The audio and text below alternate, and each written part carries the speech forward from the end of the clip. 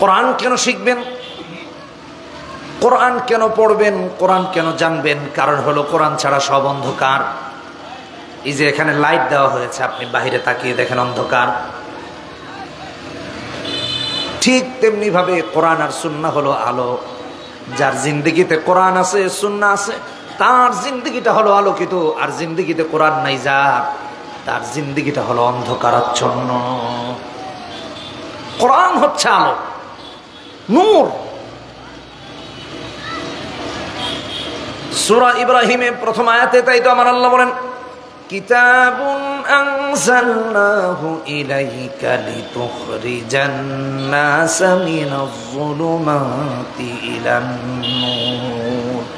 এই কিতাব আমার আল্লাহ এই জন্য দিয়েছেন, মুহাম্মদুর রাসূলুল্লাহ সাল্লাল্লাহু আলাইহি ওয়াসাল্লাম যেন মানুষদেরকে কোরআনের আলো দেখিয়ে দেখিয়ে নিরাপদে নিরাপত্তা দিয়ে দিয়ে তার এক একজন উম্মতকে যেন আল্লাহর জান্নাত পর্যন্ত নিয়ে পৌঁছায়া দেন। এই জন্য আল্লাহ কোরআন পাঠিয়েছেন। একটা আয়াত তিলাওয়াত করেছি সূরা ফুরকানের 30 নম্বর আয়াত। কিয়ামত তো হবে, এটা সবাই জানে, কিয়ামত সংগঠিত হবে। কেউ যদি কিয়ামতের উপর ঈমান না আনে সে তো মুমিনই না, তাহলে তার হিসাব ভিন্ন। আর আমরা যদি হই, আমাদের কথা এখানে বলতেছি, কিয়ামতের দিন বিচার কায়েম হবে, আল্লাহ বিচার করবেন, কারো উপর জুলুম করবেন না, ইনসাফ ভিত্তিক বিচার কায়েম হবে। সেদিন একটা পার্ট হবে ভিন্ন রকমের। আমাদের রসুল তার উম্মতের একটা গোষ্ঠীর বিরুদ্ধে আল্লাহর কাছে অভিযোগ দায়ের করবেন। কি ভয়াবহ, একটু চিন্তা করেন। অভিযোগ করবেন, হ্যাঁ, উম্মতের বিশাল একটা অংশের বিরুদ্ধে আল্লাহর কাছে নালিশ করবেন, অভিযোগ করবেন। বাদী হবেন নবীজি, বিবাদী হব আমাদের উম্মতের কিছু একটা অংশ। তাহলে বিচারক আল্লাহ, বিচারকের সামনে আবার বাদী হিসেবে নবীজি দাঁড়াবেন, আল্লাহ বিচার করবেন। রাসূলুল্লাহ কাদের বিরুদ্ধে অভিযোগ দায়ের করবেন? উম্মতের একটা নির্দিষ্ট গোষ্ঠীর বিরুদ্ধে, যা আল্লাহ তাআলা এই আয়াতে বলেছেন। অভিযোগ কি, কি কারণে সেদিন নবীজি আমাদের বিরুদ্ধে আল্লাহর কাছে দাঁড়াবেন, নালিশ করবেন? এটা তো কঠিন, ভয়াবহ। ইন্না কওমি ইত্তাখাযু হাযাল কুরআনা মাহজুরা, যে আল্লাহ এই কওম কোরআনকে পরিত্যাগ করেছে, এটাই ছিল আমাদের অভিযোগ, এটাই ছিল আমাদের অপরাধ। নবীজি এই অভিযোগটা করবেন যে আমরা দুনিয়াতে কোরআনকে পরিত্যাগ করেছি, কোরআন পড়িও নাই, কোরআন বুঝিও নাই, কোরআন অনুযায়ী চলিও নাই, কোরআন নিজের সন্তানকেও শিখায়নি, আরেকজন শিখেছে তাকেও সাহায্য করিনি। কারণ এগুলো নাজাতের কিছু কারণ থাকবে, আপনার কোনো কিছুর সাথে সম্পৃক্ততা নাই। এজন্য আল্লাহ রাসূল বিচার দায়ের করবেন। ইন্না কওমি ইত্তাখাযু হাযাল কুরআনা মাহজুরা। কি ভয়াবহ হবে, একটু চিন্তা করেন। আচ্ছা ভাইরা, একটু দেখেন তো, মামলা মোকদ্দমা তো কম বেশি অনেকে জানেন টানেন। ধরেন একটা মামলা হয়েছে, যিনি মামলা করেছে, আপনি আদালতে গিয়ে আসামির কাঠগড়ায় দাঁড়িয়ে দেখলেন যে তিনি বিচারকের কাছের, বিচারক তার বন্ধু মানুষ। আপনার অবস্থা কেমন হবে? যে নিশ্চিত আমার ফাঁসি হবে। কারণ এই লোক, এক নাম্বার আমি অপরাধী, দুই নাম্বার হলো বিচারকের বন্ধু হলো যিনি অভিযোগ দায়ের করতেছে। আর একটু এদিকে, একটু এদিকে, তাহলে মাইকে আওয়াজ আসবে না। তাহলে ইন্না কওমি ইত্তাখাযু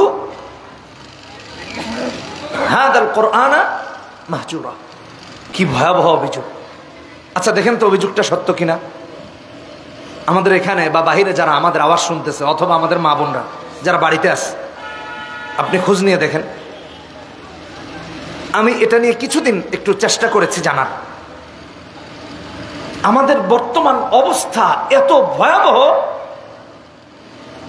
বহু বাড়ি ঘর আছে, বহু মানুষ আছে, বহু যুবক, তরুণ তরুণী, যুবতী, বৃদ্ধ বৃদ্ধা, 50 বছর 60 বছর বয়স হয়ে গেছে, একদিনও কোরআন পড়ে না, বাড়িতে কোরআন পড়ে না। এবং এই গ্রুপের মাঝে আমরা এখানে আছি, অনেকে আছি, কোরআন পড়ি না।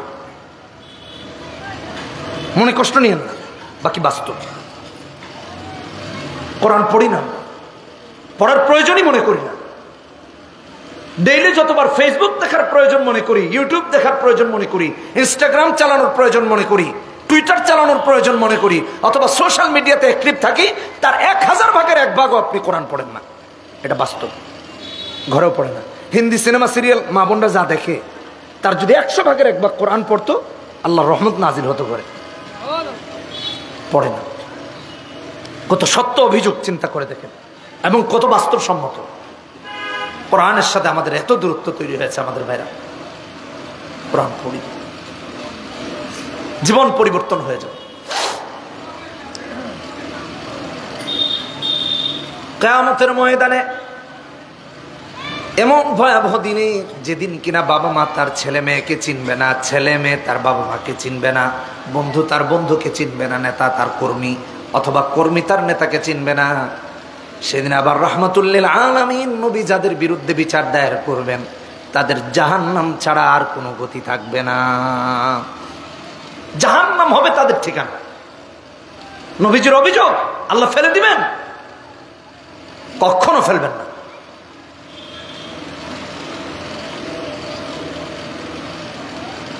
এই যে আলেমরা মাদ্রাসা করেছেন, দেখেন, আপনি খোঁজ নিয়ে দেখেন, আলহামদুলিল্লাহ আমাদের দেশে তো ভাই রহমত, মাদ্রাসা আছে।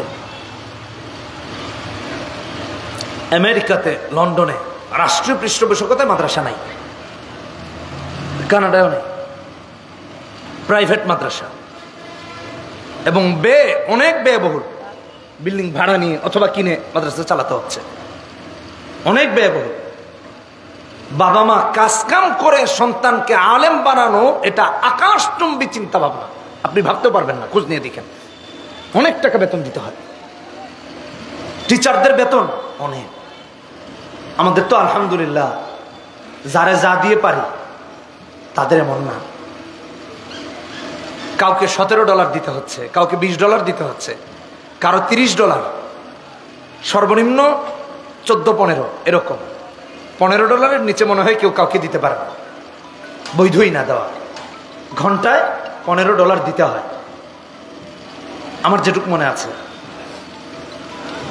তাহলে দেখেন কি ভয়াবহ অবস্থা। বাচ্চাকে দিন শেখাবে, সুযোগ পায় না। আর আমাদের পাড়ায় পাড়ায় মাদ্রাসা, মসজিদ, আমরা পড়াই না।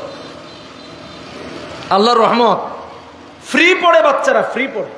ওখানে তো এগুলো কল্পনাই করা যায়, কারণ প্রত্যেকের কাজ আছে, বেকার নাই কেউ। কাজ করতে চাইলে কাজ পাবে, ফ্রি সিস্টেমই নেই। এই যে দেখেন মাদ্রাসাগুলো পরিচালনার জন্য আমাদের উস্তাদরা, মুহতামিম সাহেবরা কত কষ্ট করেন, মানুষের দ্বারে দ্বারে, ঘরে ঘরে গিয়ে। এগুলো কল্পনাতে ভাবাও যায় না, এত কষ্ট তারা করে। কিন্তু তারপরেও আমরা সন্তানকে দিন শেখাই না, ইসলাম শেখাই না। আমাদের ভাগ্যটা কত খারাপ। আল্লাহ আমাদেরকে মাফ করুন। শিখাই, শিখেন, শিখাবেন, নয়তো আল্লাহর কাছে এই জবাবদিহিতা থেকে বাঁচতে পারবো না। জাহান্নাম ছাড়া কোনো উপায় থাকবে না। কোরআন কেন শিখবেন? কোরআন কেন পড়বেন? কোরআন কেন জানবেন? কারণ হলো কোরআন ছাড়া সব অন্ধকার। এই যে এখানে লাইট দেওয়া হয়েছে, আপনি বাহিরে তাকিয়ে দেখেন অন্ধকার। ঠিক তেমনি ভাবে কোরআন আর সুন্নাহ হলো আলো। যার জিন্দগিতে কোরআন আছে, সুন্নাহ আছে, তার জিন্দগিটা হলো আলোকিত। আর জিন্দগিতে কোরআন নাই যার, তার জিন্দগিটা হলো অন্ধকারাচ্ছন্ন। কোরআন হচ্ছে আলো, নূর। সূরা ইব্রাহিমে প্রথম আয়াতে তাই তো আমার আল্লাহ বলেন, কিতাবুন আনজালনাহু ইলাইকা লিতুখরিজান নাসা মিনাজ যুলুমাতি ইলান নূর। এই কিতাব আমার আল্লাহ এই জন্য দিয়েছেন, মুহাম্মদুর রাসূলুল্লাহ সাল্লাল্লাহু আলাইহি ওয়াসাল্লাম যেন মানুষদেরকে কোরআনের আলো দেখিয়ে দেখিয়ে নিরাপদে, নিরাপত্তা দিয়ে দিয়ে তার এক একজন উম্মতকে যেন আল্লাহর জান্নাত পর্যন্ত নিয়ে পৌঁছায়া দেন। এই জন্য আল্লাহ কোরআন পাঠিয়েছেন। কোরআন আলো, সুন্নাহ আলো। আলোবিহীন পথিক যেমনি ভাবে নিরাপদে পথ চলতে পারে না, আলোবিহীন মোটরসাইকেল আরোহী হোঁচট খেয়ে কোথায় পড়বে? দেখবে বাইকের চাক্কা আর একটা নাই। আলো না থাকলে দেখবেন গিয়ে খালে পড়ে গেছে, পুকুরে পড়ে গেছে। গাড়ি চলতে গিয়ে যদি দুইটা লাইট নষ্ট হয়ে যায়, আর যদি রাস্তায় কোনো আলো না থাকে, কেমনে চলবে? চলা অসম্ভব। ভালো করে বোঝার চেষ্টা করি। মুসাফির হাঁটছে পথ দিয়ে, এক এলাকায় গিয়েছে, রাস্তা ভালো না, এমন উষ্টা খেয়েছে আলো ছাড়া, গন্তব্যে গিয়ে দেখে দাঁত তিনটা নাই। বিপদ, খুবই স্বাভাবিক বিষয়, কারণ তার পথ চলা তো নিরাপদ নয়। আচ্ছা ধরেন, বাদ দেন, দাঁত ভাঙলো না, রাস্তার এপারের একটা সাপ ওপারে পার হচ্ছে, যে আমার আর এই পারে ভাল লাগতেছে না, বউ বাচ্চা ওই পারে রেখে আসছে, যেতে তো হবে। রাস্তা দিয়ে যাচ্ছে, একজন লেজে পাড়া দিছে, সাপ বলবে আগামীকালকে তোর সাথে আমার খেলা হবে নাকি? লেজে পাড়া দিলে তো সঙ্গে সঙ্গে কামড় দিবে, নাকি ডেট নিবে শিডিউল, যে ভাই কালকে একটু আপনার সাথে আমার মোলাকাত আছে। বলে কেন? কয় ময়দানে খেলা হবে নাকি? না, সঙ্গে সঙ্গে কামড় দিবে। আর এই নিরাপত্তাহীনতা আপনার আলোবিহীন চলার কারণে। আর আপনার কাছে যদি আলো থাকতো, আপনি সাপ দেখে সতর্ক হয়ে যেতেন, বলে না কামড় দিবে, বাবা রে বাবা, দাঁড়ায় যায়। একেবারে পরিভাষা ব্যবহার করতেছি আর কি, আমরা যেগুলো বলি। আমার বন্ধুগণ, কোরআন হলো আলো, সুন্নাহ হলো আলো। দিনকে আলোকিত করার জন্য আল্লাহ যেমন সূর্য দিয়েছেন, রাতকে আলোকিত করার জন্য দিলেন চাঁদ, ঠিক দুনিয়াকে আলোকিত করার জন্য, আখিরাতকে আলোকিত করার জন্য দিলেন কোরআন আর সুন্নাহ। যার জিন্দেগিতে কোরআন আছে, সুন্নাহ আছে, সে আলোকিত পথে চলবে, বিভ্রান্ত হবে না, বিপদগামী হবে না। ওই পথিকের মতো যার কাছে আলো নাই, কখনো সাপে কামড় দেয়, কখনো পড়ে যায়, কখনো হোঁচট খায় না, কারণ পথিকের কাছে আলো নাই। আমরা সবাই জান্নাতের পথের পথিক, আমাদের ঠিকানা জান্নাত। আমাদের হাতে যদি কোরআন থাকে, আমাদের কাছে যদি সুন্নাহ থাকে, কোরআন আর সুন্নাহর আলো দিয়ে দেখে দেখে দুনিয়ার পথ পাড়ি দিয়ে কবরের পথ পাড়ি দিব নিরাপদে, মিজানের পথ পাড়ি দিব নিরাপদে, সর্বোপরি পুল সিরাতের পুল পার হয়ে আল্লাহ তাআলার জান্নাতুল ফিরদাউসের মেহমান হব নিরাপদে। সবাই নিরাপদে পৌঁছাতে পারে না। গত 2 বছর আগে দেখেছেন না, বাবা মসজিদে গিয়ে নামাজি, ছেলে নাস্তিক হয়ে গেছে, ছেলে নাস্তিক হয়ে গেছে, পথ হারিয়ে ফেলেছে।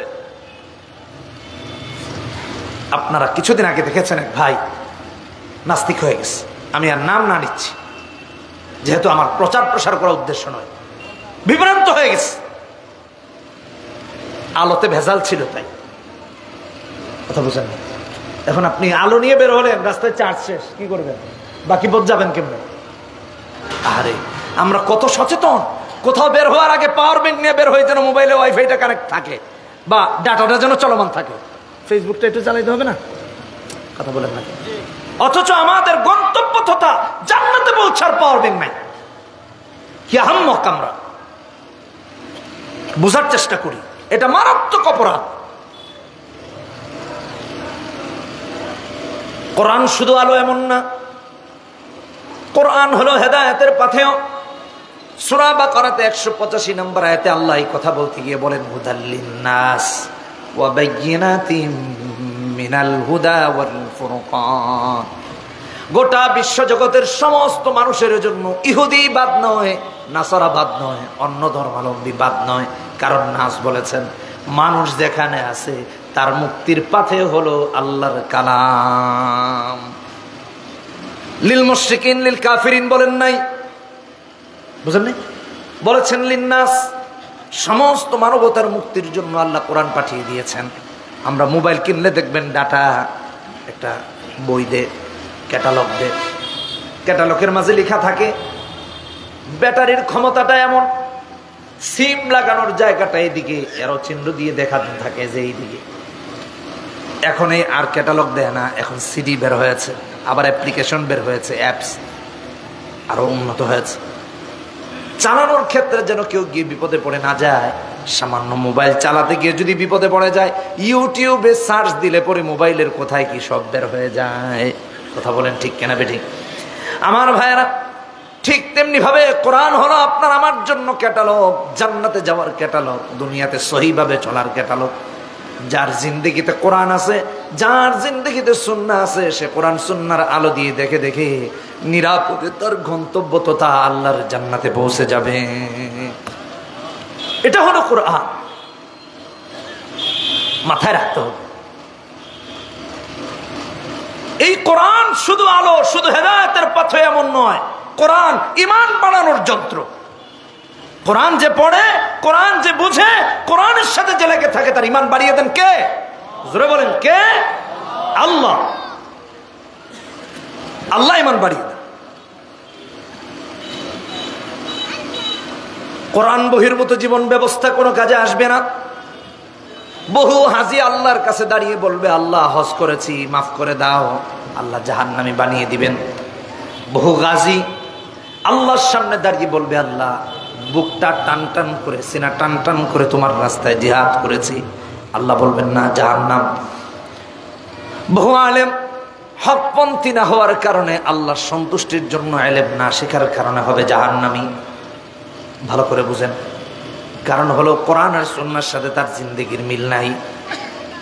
বহু নামাজি রবের সামনে দাঁড়াবে, আশ্চর্যান্বিত হয়ে যাবে আল্লাহর সামনে। আল্লাহ বলবেন, তোমার ঠিকানা জাহান্নাম। নামাজি তো ভয় পাবে, বলবে, আল্লাহ কোন কারণে আমার জাহান্নামী বানালা? আমি তো নামাজ বাদ দিই নাই, তাহাজ্জুদ 20 বছরের কোনোদিন বাদ দিই নাই। আল্লাহ বলবেন, জাহান্নামী। সমস্যা কোথায়? সমস্যা আল্লাহ জানিয়ে দিয়েছেন, কিন্তু কোরআন না পড়ার কারণে আমরা জানি না। সূরা আরাফে 170 নম্বর আয়াতে আমার আল্লাহ বলেন, والذين يمسكون بالكتاب وأقاموا الصلاة إنا لا نضيع أجر المصلحين। সৎ কর্মশীলদের আমল নষ্ট হবে না, অসৎ কর্মশীলদের আমল নষ্ট হবে। নামাজি হাসরের মাঠে দেখবে তার কোন নামাজ আল্লাহর কাছে কাজে লাগে নাই, সব বরবাদ। এত বাস্তবসম্মত কথা আল্লাহ 1450 বছর আগে বলেছেন, কিন্তু আমরা বোকা। এজন্য বলছি, আজকের ওয়াজের পরে যদি জীবনের পরিবর্তন না হয়, তাহলে বোকাই থেকে যাব।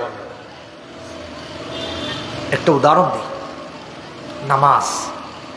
আমাদের মক্তবের বাচ্চাদের কাছে গিয়ে জিজ্ঞেস করে দেখেন, সাহেবে কায়া পর্যন্ত এই মাদ্রাসা আছে। এটা এই মাদ্রাসার কথা আমি যেটুকু জেনেছি, মক্তবের বাচ্চা কোরআন বিশুদ্ধ করে পড়তে পারে, আমরা পারি না। নামাজ ভাঙার কারণ হলো 19টি। কয়টি? তার প্রথম কারণ হলো নামাজে কেরাত অশুদ্ধ পড়া। যার নামাজের কেরাত অশুদ্ধ হয়ে যায়, তার নামাজ আল্লাহর কাছে কবুল হয় না। আর কিভাবে বুঝাই দিব আমার মাথায় আসতেছে না।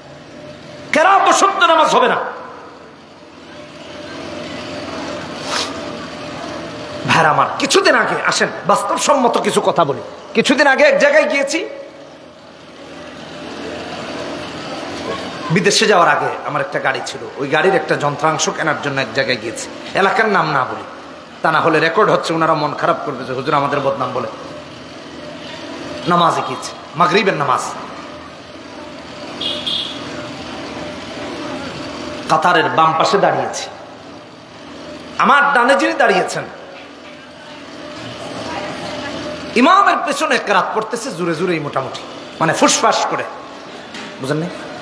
আলহামদুলিল্লাহ রাব্বিল আলামিন আর রহমানির রহিম মালিকি ইয়াউমিদ্দিন। পাশে যেন আরেক অশান্তি নিয়ে দাঁড়াইছে।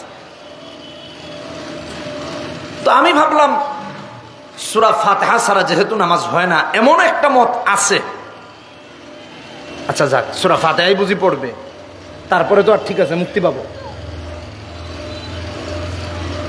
দাঁড়িয়ে আছে, সূরা ফাতিহা শেষ হয়েছে, ইমাম এক কেরাত পড়তেছে, সে আরেক কেরাত ধরছে। চিন্তা করে, কারণ ইমাম যে কেরাত পড়তেছে ওটা পারে না। ধরেন ইমাম কুল ইয়া আইয়ুহাল কাফিরুন পড়া শুরু করেছে। কুল ইয়া আইয়ুহাল কাফিরুন তো খুব পেছপুছ লাগে, তাই না? লা আবুদু মা তা'বুদুন ওয়ালা আনতুম আ'বুদুনা মা আ'বুদু ওয়ালা আনা আ'বুদু মা আ'বাদতুম। পেছ লেগে যায় অনেকে। কথার কথা, এক্সাম্পল দিচ্ছি, উদাহরণ দিচ্ছি। এখন বেচারা ইমাম পড়ে একটা, সে পড়ে আরেকটা। বাইরে ভাই, এটা আবার কোন মত? রুকুতে গেলাম, সুবহান রাব্বিয়াল আযীমের জায়গায় এসে পড়ে সুবহান রাব্বিয়াল আযীম। এটা আবার কোনটা? আমি বুঝাইতে চাইতেছি কোরআনের সাথে দূরত্বের কারণে আমাদের কেমন অবস্থা হয় একটু চিন্তা করে দেখি আমার ভাইরা। কিছুদিন আগে আরেক জায়গায় গিয়েছি নামাজে, আসর আদায় করেছি আমরা, আমি এবং আমার ওই ভাগনা ও ছিল। তো আমরা আসরের সালাত আদায় করে চিন্তা করলাম মাগরিবটা আদায় করেই যাব, রাস্তায় যানজটে হয়তো বা নাও পড়তে পারি। বসে আছি, এক দোকানে চা পান করলাম। বেচারা দোকানে এক যুবক ছেলে, চা পান টান হয়ে গেছে, আজান হচ্ছে। তো আমরা ভেবেছিলাম যেখানে আসর পড়েছি ওখানে মাগরিবটা আদায় করব। সে আমাকে বলতেছে, হুজুর চলেন আজকে এক জায়গায় সহি নামাজ পড়ব। আমি তো টেনশনে পড়ে গেলাম, এমন দাওয়াত কখনো পাই না, সহি নামাজ পড়বে। ঠিক আছে যাই, গিয়ে ধরে নিলাম তার কথা মতো সব সহি, কিন্তু কোরআনটাই সহি নাই, এটা সত্য। মেনে নিলাম তার পন্থা পদ্ধতি সব সহি, অসুবিধা নাই। আমিও বলে দিলাম সহি, কেরাতি সহি নাই। তাহলে যে আমাকে সহি সালাতের দাওয়াত দিচ্ছে সে জানেই না যে ইমামের কেরাতি সহি হয় না, আর যার কেরাত সহি হয় না তার নামাজ বিশুদ্ধ হওয়ার প্রশ্নই আসে না। মেনে নিলাম পন্থা সহি, ধরে নিলাম, তো বাকিটা কেরাত বিশুদ্ধ না হলে নামাজ হবে কেন? কি ভয়াবহ আমাদের অবস্থা, চিন্তা করে দেখুন মেন্টালিটি কোথায় গিয়ে পড়েছে। কোরআন বিশুদ্ধ নাই। কালকের কথা বলি, গতকালকে প্রথম প্রোগ্রাম ছিল আমাদের বাদ জুমা, রাউজান বাদ জুমা। আমরা চট্টগ্রাম শহরের আগে ভাটিয়ারি থেকে ভেতর দিকে ঢুকবো। জুমার নামাজের সময় হয়ে গেছে, এক মসজিদে নামাজের জন্য নেমেছে। আমার সাথে আমার আরো 3 জন মুফতি সাহেব ছিলেন। নামাজের জন্য যাব, বেচারা সূরা 3 রে আহত নিহত যা আছে সব করে ফেলেছে নামাজের মাঝে, তাও আবার মাইকের আওয়াজ দিয়া। দেখেন আমাদের হালত কি, আমাদের সমাজের কোরআন বিশুদ্ধ পড়তে পারার গড় কতটুকু একটু চিন্তা করেন। 100 জনের মাঝে 100 জনে কোরআন বিশুদ্ধ করে পড়তে পারি না। নয়তোবা এইভাবে মাইকের মধ্যে কোরআন ছেড়ে দিয়ে অসুবিধা নেই, নামাজ উপরের মাইকে ছেড়ে দিছে, সব এলাকাবাসী শুনতেছে। এই এলাকায় একজন লোক নাই, হুজুরের তো কেরাত সহি হচ্ছে না। এখন আমরা নামাজে দাঁড়াইতেও পারতেছি না, ছাড়তেও পারতেছি না, জুমার জামাত ছুটে যাবে। আমার সাথের মুফতি সাহেবরা বললো না এখানে নামাজ পড়া যাবে না, চলো সামনে যাই। যেতে যেতে পরে ভাটিয়ারের ভেতরে একটা মসজিদ আছে, ওইখানে গিয়া দেখি মাত্র মাশাআল্লাহ দাঁড়াইছে জামাত, ওইখানে পরে নামাজ পড়ছে। এটা কতটা বাস্তব একটু চিন্তা করে দেখেন। কোরআনের সাথে আমাদের দূরত্ব আমাদের নামাজকে নিঃশেষ করে দিচ্ছে। ইন্না লা নুদিউ আজরাল মুসলিহিন, কোরআনের পন্থা অনুযায়ী যদি না চলি, হাসরের মাঠে দাঁড়িয়ে দেখব জিহাদ কবুল হয় নাই, সালাত কবুল হয় নাই, হজ কবুল হয় নাই, যাকাত কবুল হয় নাই, এমনকি ইলম হাসিল করেছি ইলমও কবুল হয় নাই।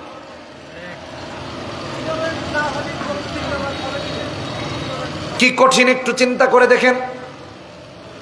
আপনার আমার অবস্থা যদি এমন হয়, তাহলে নামাজ নিয়ে আল্লাহর কাছে কিভাবে দাঁড়াবো, আল্লাহর কাছে কি বলবো একটু চিন্তা করে দেখেন। আল্লাহর কাছে কি নিয়ে দাঁড়াবো? আল্লাহ বলেন ইন্না লা নুদিউ আজরাল মুসলিহিন, অসৎ কর্মশীলদের আমল আল্লাহর কাছে কবুল হয় না। হজ আসতেছে সামনে, প্যাকেজ ঘোষণা হয়েছে, হাজী সাহেবরা হজে যায় নিজের নামের আগে আলহাজ লাগানোর জন্য, আল্লাহকে সন্তুষ্ট করার জন্য। খুব কম মানুষ যায়। হ্যাঁ, হজে যাওয়ার পর ওখানে গিয়া মুআল্লিমের 14 গোষ্ঠী গালাগালি করে উদ্ধার করে। যারা হজে গিয়েছেন তারা দেখেছেন, খাবার 19-20 হইলে মুআল্লিমরা গালাগালি, থাকা একটু 19-20 হলে মুআল্লিমকে গালাগালি, আল্লাহর ঘরের সামনে গিয়ে গালি দে। আর কয় দাঁড়া, খালি দেশে যায় নেই বেটা, আমারে চিনোস না, সিঙ্গারের আমি কত বড় একজন রংবাজ মানুষ, তুই আমার এই কথা বলে এই কথা বলছিস। এটা বাস্তব। এই জন্য ভাইরা আমার, হজ হবে কার? জোরে বলেন কার জন্য? ইলম হবে কার জন্য? আল্লাহর জন্য। কোরআন শিখবো কার জন্য? আল্লাহর জন্য। কারণ হলো যদি আল্লাহর জন্য না হয় ওটা মুসলিহিনদের অন্তর্ভুক্ত থাকে না। আর মুসলিহিন যে নয় তার আমল আল্লাহর কাছে গিয়ে দেখবে সব শেষ, নিঃশেষ, কোনো আমলের কোনো প্রতিদান নাই। এই জন্য জাহান্নামী হয়ে যাবে। আমার ভাইরা, একটু ভালো করে মনোযোগ দিয়ে শুনেন। আল্লাহ রাব্বুল আলামিন এই জন্য কোরআনকে ঈমান বৃদ্ধির যন্ত্র বানিয়ে দিয়েছেন। আমাদের ঈমান দিন দিন কমতেছে, তাই ইমাম সাহেব মসজিদে যখন কোরআন পড়ে আমরা শুনতে পারি না, মন চায় না। ইমাম মসজিদে কোরআন তেলাওয়াত করছেন, পেছন থেকে বিরক্ত হই, মুসল্লিরা বিরক্ত হয়। কমিটির মিটিংয়ে ইমামের বিরুদ্ধে অভিযোগ, হুজুর লম্বা লম্বা কেরাত পড়ে। বাস্তবসম্মত কথা বলতেছে, আমার 15 বছরের অভিজ্ঞতার আলোকে বলতেছে। শুধু তাই না, এমনও বহু মানুষ আছে সপ্তাহে একদিন জুমার জামাতে আসে, সেও মসজিদের বারান্দায় দাঁড়িয়ে থাকে ইমামকে বলার জন্য যে হুজুর কেরাত ছোট করেন, এত লম্বা কেরাত পড়েন কেন? আপনার কোনো কাম নাই, আমাদের তো বহুত কাম আছে। চিন্তা করছেন কি কাম করনেওয়ালা? এটা মুমিনের কাজ না, এটা মুসলমানের কাজ না। মুনাফিকরা কোরআন শুনতে পছন্দ করে না, মুমিন কোরআন শুনতে পছন্দ করে। মুমিন যখন পড়ে আল্লাহ তার ঈমান বাড়িয়ে দেন, যখন শুনে তার ঈমান বাড়িয়ে দেন। তাই তো আল্লাহ সূরা আনফালে 2 নম্বর আয়াতে বলেন, ইন্নামাল মুমিনুনা আল্লাযীনা ইযা যুকিরাল্লাহ ওয়াজিলাত কুলুবুহুম ওয়া ইযা তুলিয়াত আলাইহিম আয়াতুহু যাদাতহুম ঈমানা ওয়া আলা রাব্বিহিম ইয়াতাওয়াক্কালুন। মুমিন যখন কোরআন শুনে ঈমান বাড়ে, মুমিনের কানে যখন কোরআনের আওয়াজ যায় তার ঈমান আল্লাহ তাআলা বৃদ্ধি করে দেন, সে প্রশান্তি পায়। মুনাফিকরা কোরআন শুনতে পারে না, কোরআন শুনলে ওদের খারাপ লাগে। কোরআনে আল্লাহ বলে দিয়েছেন যেন মুনাফিক না হয়। কাফেররা কোরআন নিয়ে রিসার্চ করে, বিশ্বাস করুন, কাফেররা কোরআন নিয়ে রিসার্চ করে।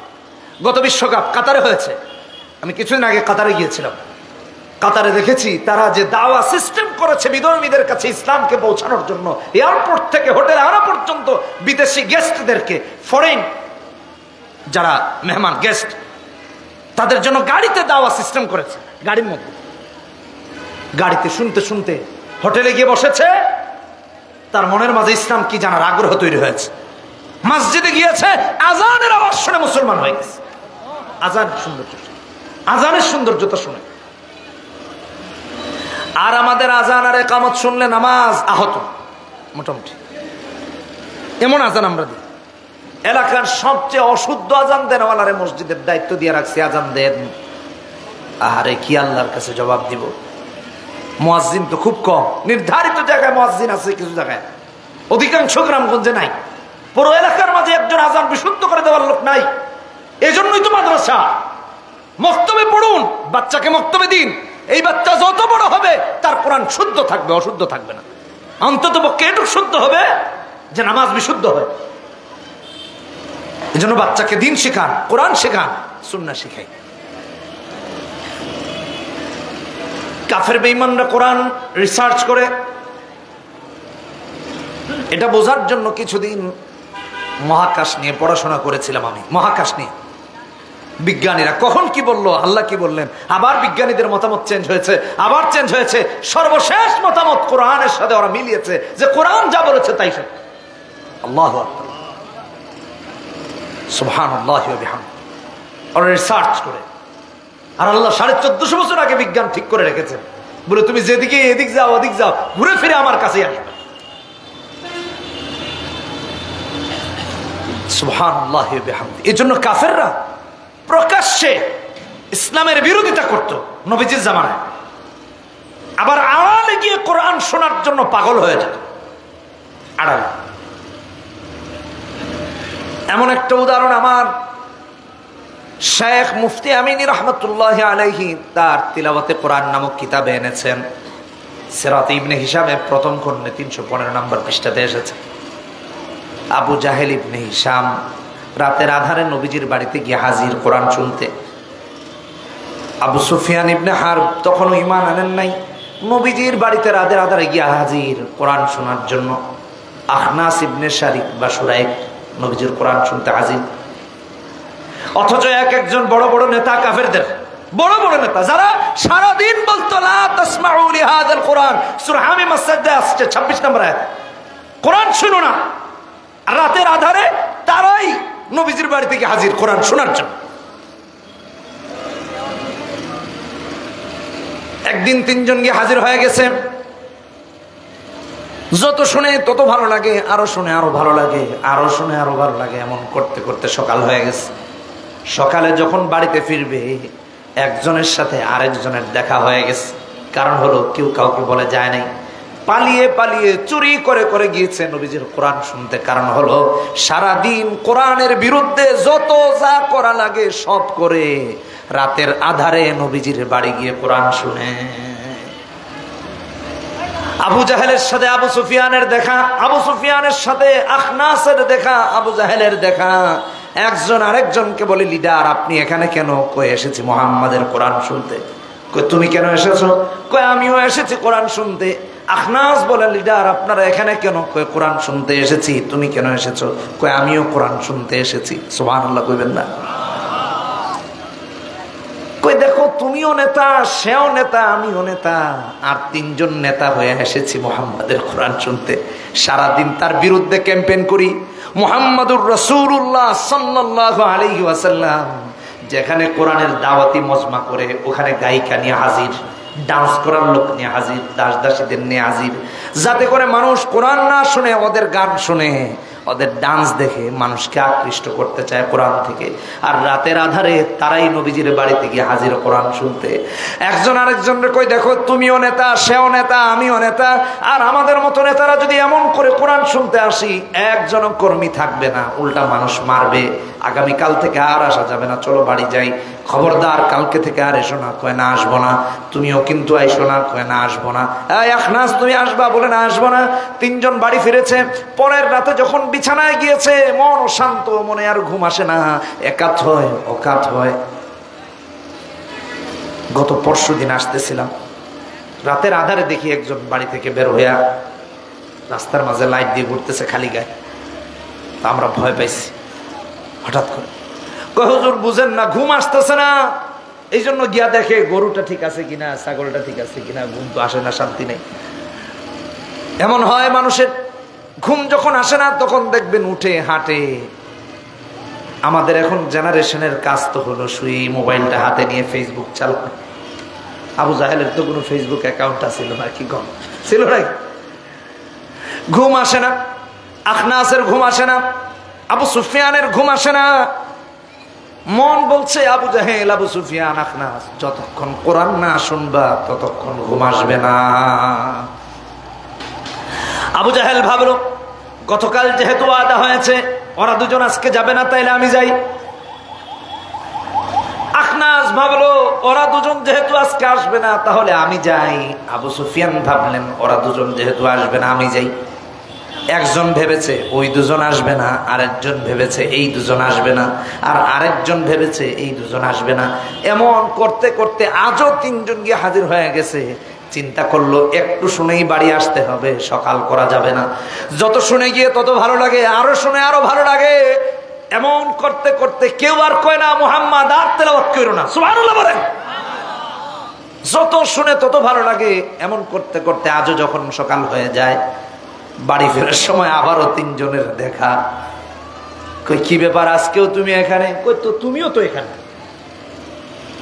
কই বিশ্বাস করো একজন আরেকজনকে বলে বিছানায় মাথা লাগিয়েছি, ঘুম আসে না, এত চেষ্টা করলাম ঘুম আসে না। মন বলছে মুহাম্মাদুর রাসূলুল্লাহর উপর আজকে কি না জানি নাজিল হয়েছে, না শোনা পর্যন্ত শান্ত হবে না। যা গিয়ে একটু শুনে আয়। আমি ভাবছি তোমরা 2 জন আসবে না তাই আসছি। কই আরে ভাই কইও না, আমিও তো ভাবছি তোমরা 2 জন আসবে না। 3 জনই এসে হাজির। কোনভাবে ওয়াদা করে বাড়ি ফিরেছে, আগামীকাল আসাই যাবে না। এটা কোরআন, এটা কোরআন। মুনাফিকরা যার স্বাদ অনুভব করে না, মুমিন এমন ভাবে অনুভব করে, রাতের আধারে তিলাওয়াত করে। এক মাহফিলে গিয়েছি, এটা যেহেতু ভালো ঘটনা তাই বলি, কিশোরগঞ্জ। রাত প্রায় 1টা হয়ে গেছে। খাবার দাবার শেষ করতে করতে আমাদের 2টা বেজেছে। এক বাড়ির পাশ দিয়ে আসতেছি, রাতের আধারে আমাদের মোবাইলের লাইট দিয়ে আগায় দিতেছে, গাড়িতে এনে দিবে। যার বাড়িতে খেয়েছি তার বাড়ি থেকে গলি দিয়ে আসতেছে।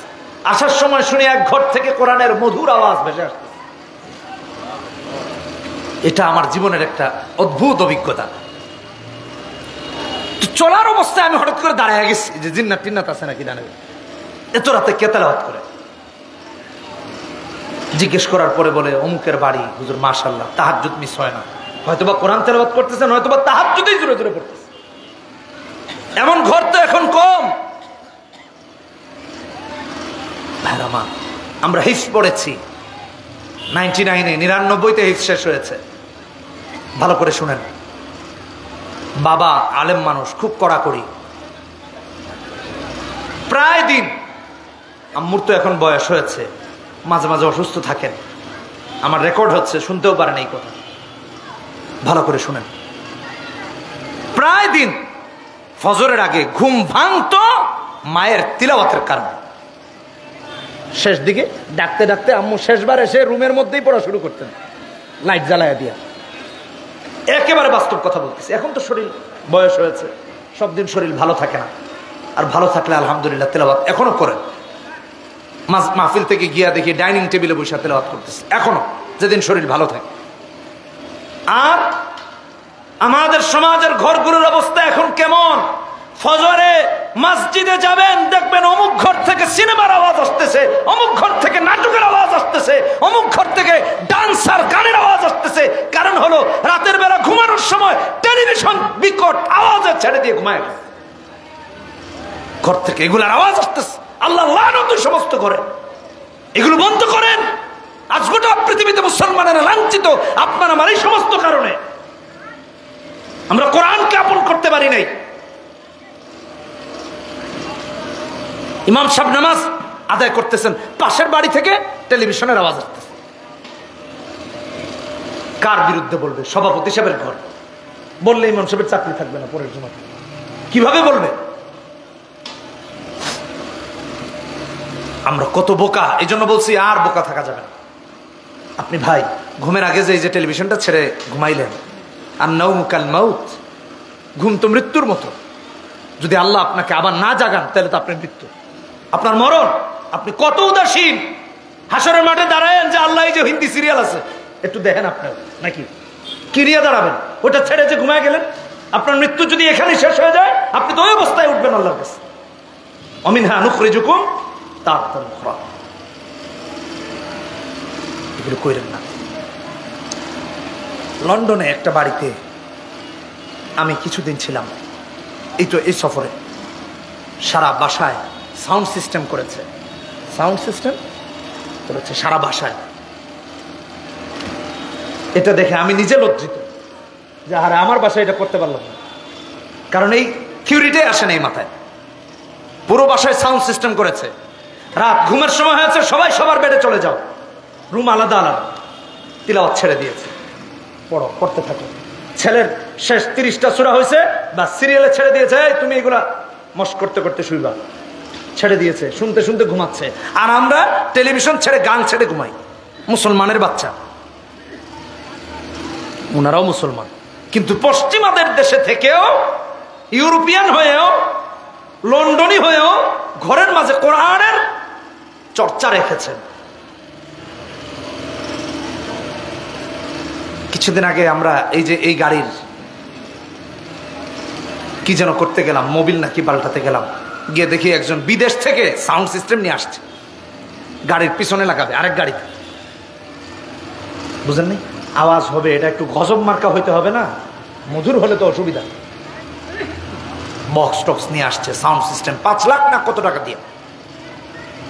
আচ্ছা দেখলাম, এখানে নতুন গিয়েছি তো কিছু বলি টুলি নেই। তার আগে এক জায়গায় গেলাম, এক লোক স্টোরি শোনাচ্ছে। জানেন ভাই, একদিন মহাখালী ফ্লাইওভার থেকে নেমেছি, নেমে আসতেছিলাম, বৃষ্টির পানি জমে গেছে। এক সাইডে জমার কারণে গাড়ি যখন স্পিডে আসতেছিল, বিকট শব্দে গান বাজিয়ে পানি এক সাইডে জমার কারণে গাড়ি একদিকে টান দিছে, চাকা আটকে পানিতে। পানি বেশ ছিল, কয়েকটা পোল্ট্রি খাইছে, কোন রকম বাঁচছে। আমি তো গানের তালে টের পাই নাই, আল্লাহ বাঁচাইছে। গানের তালে টের পাই নাই, আল্লাহ বাঁচাইছে। আল্লাহর কি ঠেকাটা পড়ছে এরা বাঁচানো, যে তুই গান যত পারস শুন, আমি তো আছি, অসুবিধা নাই। বিষয়টা কি এমন? তা আমি বললাম, ভাই তিলাওয়াত সাইডে অনেক সুন্দর লাগবে, তিলাওয়াতের আওয়াজ এই বক্সের মাঝে আরো সুন্দর শোনা যাবে। হাসে, ঠিক আছে, চিন্তা করছে মোল্লা মানুষ তো, এছাড়া আর কি করব, বুঝেন নাই কথা। আল্লাহ হেদায়েত দান করুন। একেবারে বাস্তব কথা বলতেছি। আমাদের ইয়াং জেনারেশন কানে ইয়ারফোন, ইয়ারপড, ইয়ারবাডস কি কি আছে এগুলা দিয়া গান ছেড়ে দিয়ে ঘুমায় যায়। কোন হিসাব দিবা আল্লাহর কাছে? কিভাবে তারা কলিজার টুকরা যুবকরা এগুলো বন্ধ করো, এগুলো করা যাবে না। তৃতীয় রাতেও আবু জাহেল, আবু সুফিয়ান, আখনাস তিনজন এসে হাজির, যে স্টোরি বলতেছিলাম।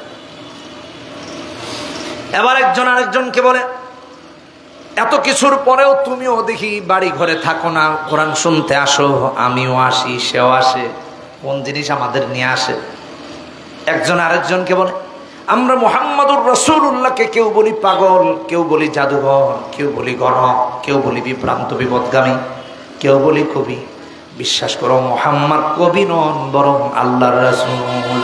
আর মুহাম্মদ যা তিলাওয়াত করেন তা হলো কালামুল্লাহ।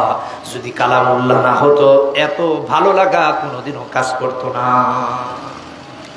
এটা কোরআনে কারীম।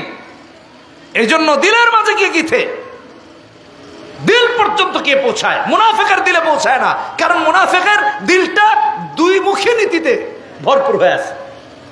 লাকুল্লাযীনা আমানু ক্বালু আমান্না খালাউ ইলা শায়াতিনহিম ক্বালু ইন্না মাআকুম ইন্নামা নাহনু মুস্তাহজিউন।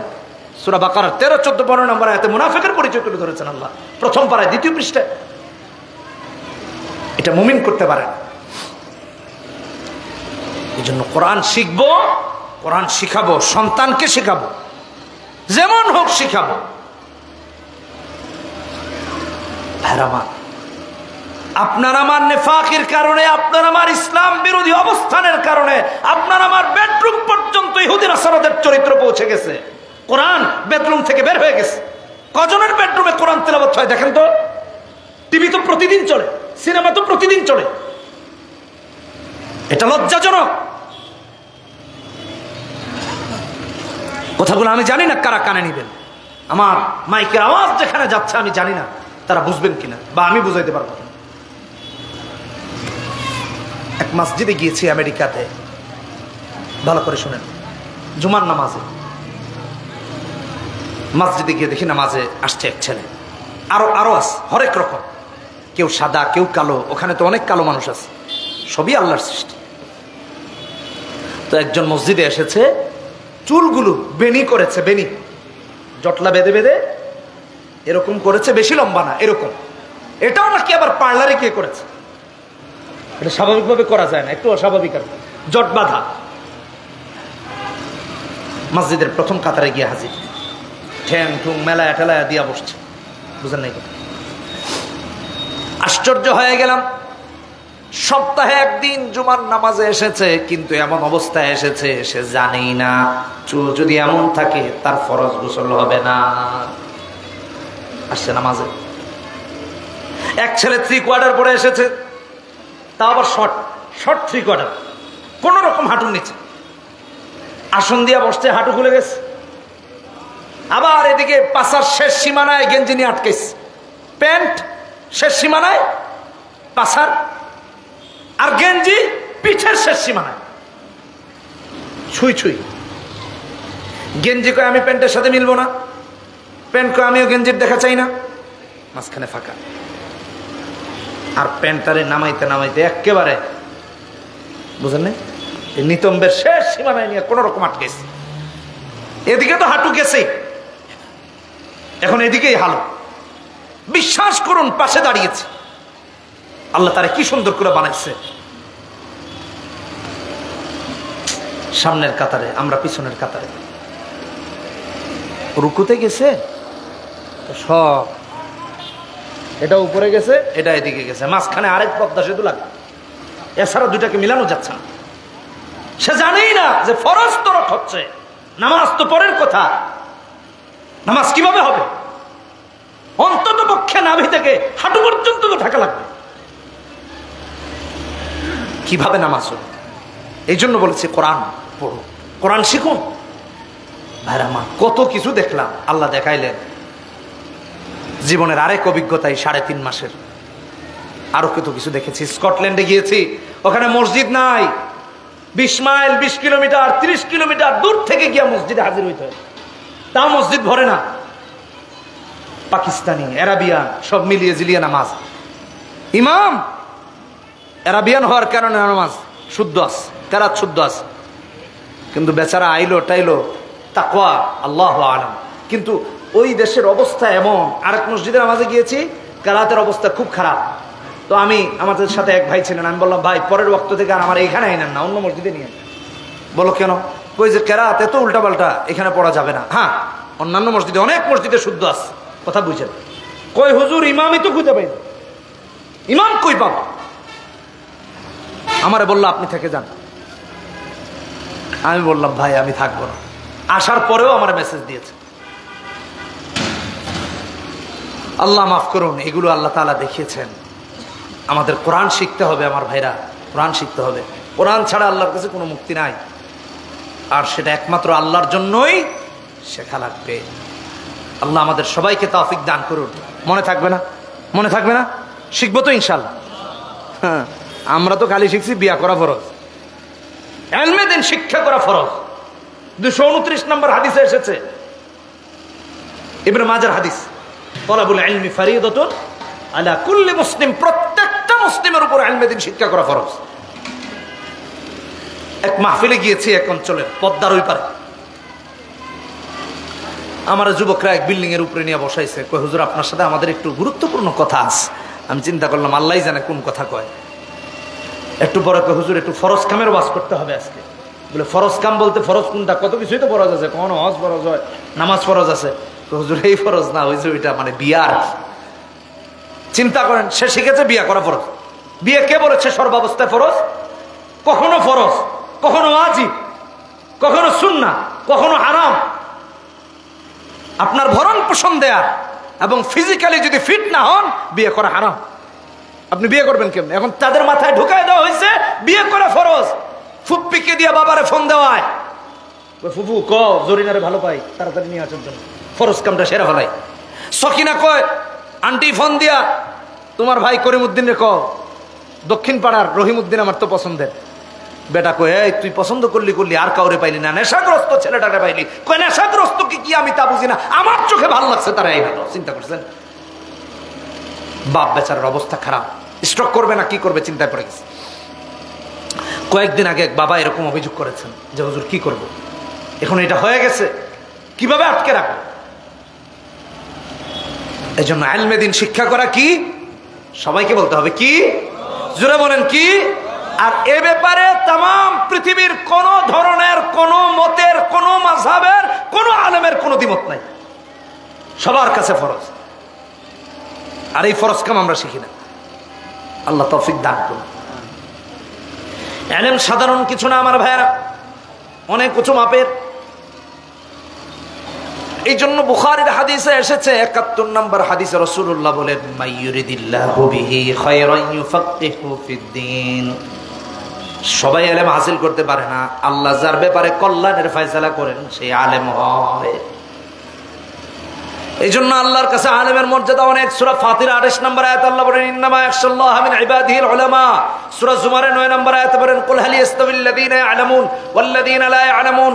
সূরা মুজাদালা 11 নম্বর আয়াতে বলেন ইয়ারফাইল্লাহুল্লাযীনা আমানু মিনকুম ওয়াল্লাযীনা উতুল ইলমা দারাজাত। সূরা নাহল 43 নম্বর আয়াতে বলেন ফাসআলু আহলায যিকরি ইন কুনতুম লা তা'লামুন। শুধু তাই না, নবী হাদিসে বলেন, বুখারী 5027 নম্বর হাদিস, খায়রুকুম মান তাআল্লামাল কুরআন ওয়া আল্লামা। যে কোরআন শিখে আর শেখায় তার চেয়ে শ্রেষ্ঠ মানুষ আল্লাহর জমিনে আর কেউ নাই। অথচ আমরা তালবে ইলমকে দেখলে কই দূরে মনে লিল্লাহ খায়, সদকা খায়, আল্লাহ লানত আপনার উপরে। খুব সিরিয়াস হয়ে বলতেছি, খুব সিরিয়াস হয়ে বলতেছি। এই জন্য মুনাফিক হয়ে গেছি। তালবে ইলম দেখলে সম্মান করুন, এই জন্য করুন যে নবীর ওয়ারিস, কোরআন পড়তেছে, আমি পারি না, এই জন্য সম্মান করুন। সুযোগ পাইলে মাথাটা হাতায় দিয়েন, অপমান করেন না, আল্লাহ খুশি হবেন। এরা নবীর ওয়ারিস। খবরদার আমার ভাইরা, অবহেলার চোখে দেখেন না, অবহেলা কইরেন না, ছোট কইরেন না, লিল্লাহ খায় সদকা খায় এটা বললেন না। আরে ভাই, সাদকা এটা তো তার হক, যদি সে গরিব হয়। যাকাত এটা তার হক, উচিত হলো আপনি তার বাড়িতে পৌঁছায় দেওয়া। এই জন্য মাদ্রাসার পাশে থাকবো তো ইনশাআল্লাহ, বাচ্চাদের পাশে থাকবো তো ইনশাআল্লাহ, বাচ্চাদেরকে আদর যত্ন করবো তো ইনশাআল্লাহ, নিজের সন্তানকে এলম শেখাবো তো ইনশাআল্লাহ। রাজি আছি না? রাজি আছি না ভাইরা? রাগ করছেন কেউ? মাফ করে দিন। আর তারপরে কেউ রাগ থাকলে আইছেন, আমি পায়েদেরও মাপ চাই আনি বলে। প্রত্যেকটা কথা বোঝানোর চেষ্টা করেছে যে কোরআন আমাদের এত প্রয়োজন, এত শেখা দরকার, নচেত জিন্দগির সব কিছু নষ্ট হয়ে যাবে। আল্লাহ আমাদেরকে আমল করার তৌফিক দান করুন।